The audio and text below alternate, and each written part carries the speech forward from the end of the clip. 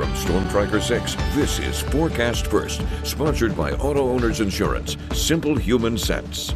We've had a very nice day across mid-Michigan today with temperatures pretty close to average. They're now into the 70s right now. 78 degrees in Lansing and Grand Ledge, 80 degrees in Jackson, 82 in Hillsdale. What's noticeably different is our dew points. We're feeling like we're into the 60s right now. We're feeling like a lot cooler than what we have been over the past couple of days.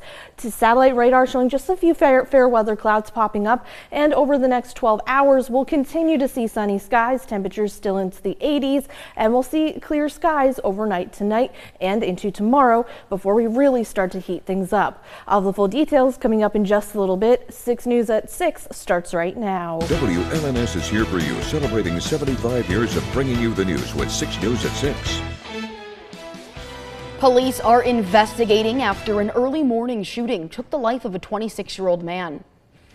It's our top story at 6. Thanks for joining us. I'm Rachel Ramsey. The shooting happened at 12:30 a.m. in Lansing on the 3400 block of Bujardin Drive. Delaney Rogers is here for you now with what we know so far. Rachel, police say they found the 26-year-old with multiple gunshot wounds. The Lansing Fire Department provided medical assistance to the man, but he was later pronounced dead at a hospital. Officials say they have arrested a 22-year-old man in connection to this homicide.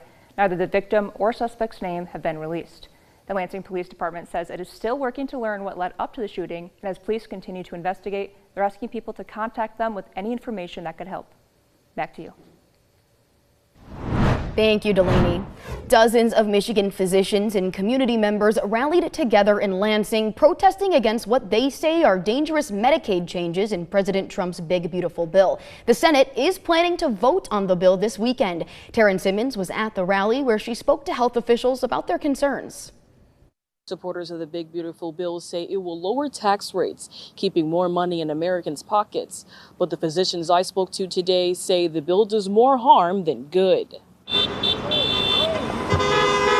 We anticipate that there are potentially 500,000 Michiganders who will lose their insurance if these Medicaid cuts go through. As a physician, Dr. Christine Crater was one of dozens of healthcare providers warning community members of the impacts Medicaid cuts could bring. The support that they get through Medicaid is allowing them to be at home with loved ones or get excellent care in a nursing facility. Crater handles patients who are near the end of their lives, as well as disabled patients. She fears the cuts could impact health clinics, especially in rural areas. Hospitals are at risk of closing. They are at risk of losing the ability to provide basic care for patients and their families. Everyone from being here.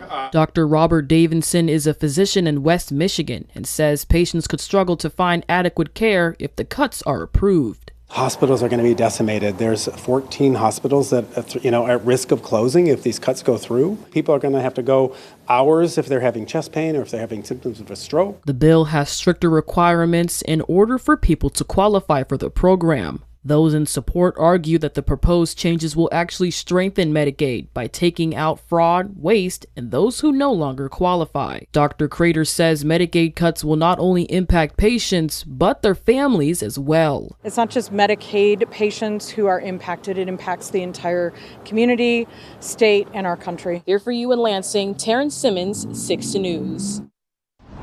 Thank you, Taryn.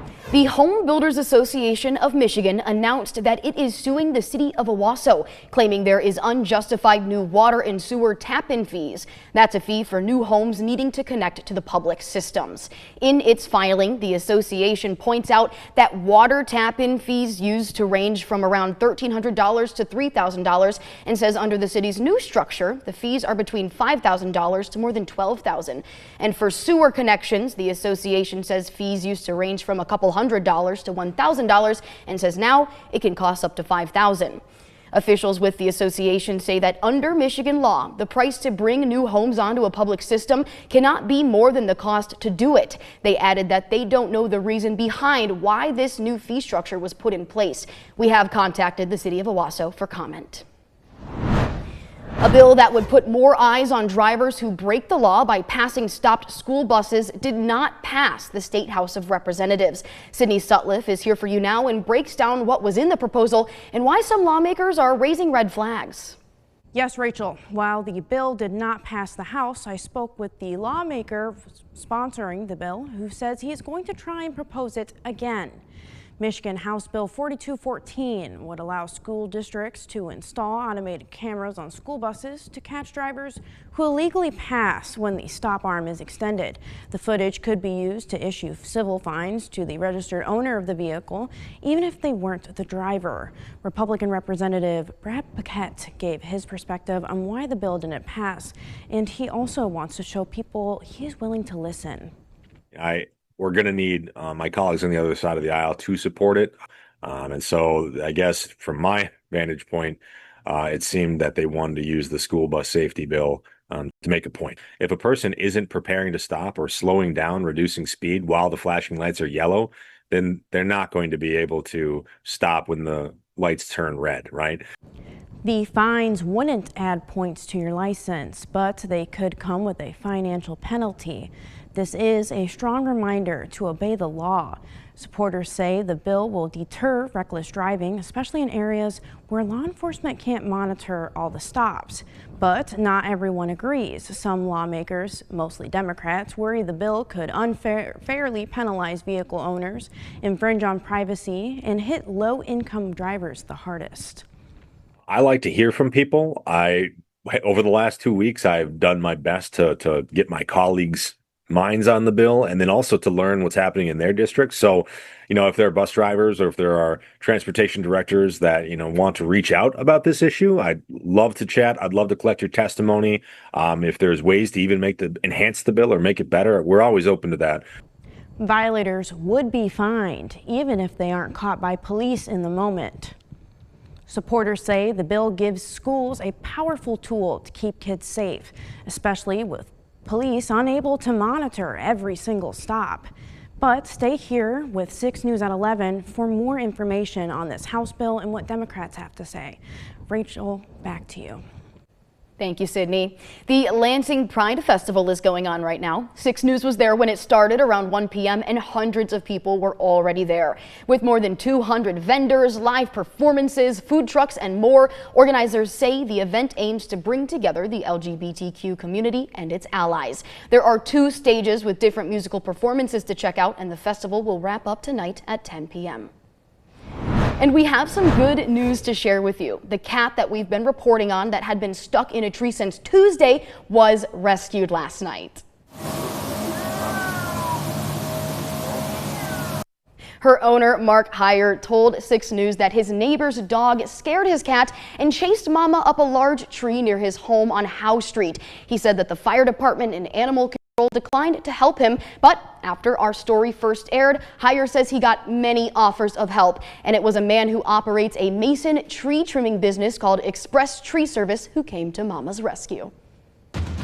From Storm Tracker 6, this is Weather First, sponsored by Auto Owners Insurance. Simple human sense. We've seen a few chances for showers over the past couple of days, and because of that, we've seen some beautiful pictures of some rainbows. This is from Tuesday in Westphalia from Barb Smith, seeing those beautiful colors and the vibrancy of those rainbows. And we're going to continue to see the chance for a little bit of some rain showers over the next couple of days. So rainbow weather is still in the forecast. Now, if you have any pictures that you want featured on our show every evening at 6 p.m., send it in to us at WLNS.com/share. And your picture could be featured every evening at our 6 o'clock show.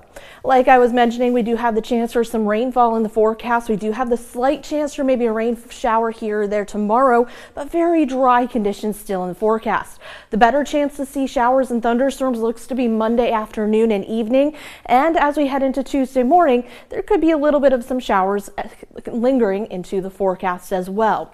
Overall, though, we're still seeing beautiful conditions on our Skyview network cameras. Capital still seeing bright blue skies, temperatures into the 70s, dew points are into the 60s, so we're feeling really comfortable right now, and our heat index is still making us feel around 80 degrees. As we head into into Grand Ledge, we're still seeing beautiful blue skies, 83 degrees, 66 degree dew point, making us feel like 85 degrees, so still pretty nice conditions down even into Jackson, 80 degrees degrees, feeling like 82 degrees.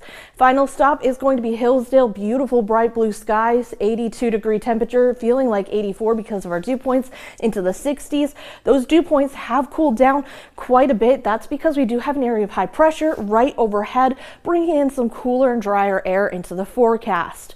Now this high pressure system, yes, it's right on top of us, but it's going to continue to shift to the east. And as it does, that's going to allow our warmer side of the high pressure system to bring in warmer and more humid air into the forecast for Sunday and even into Monday. Let's track this for you now.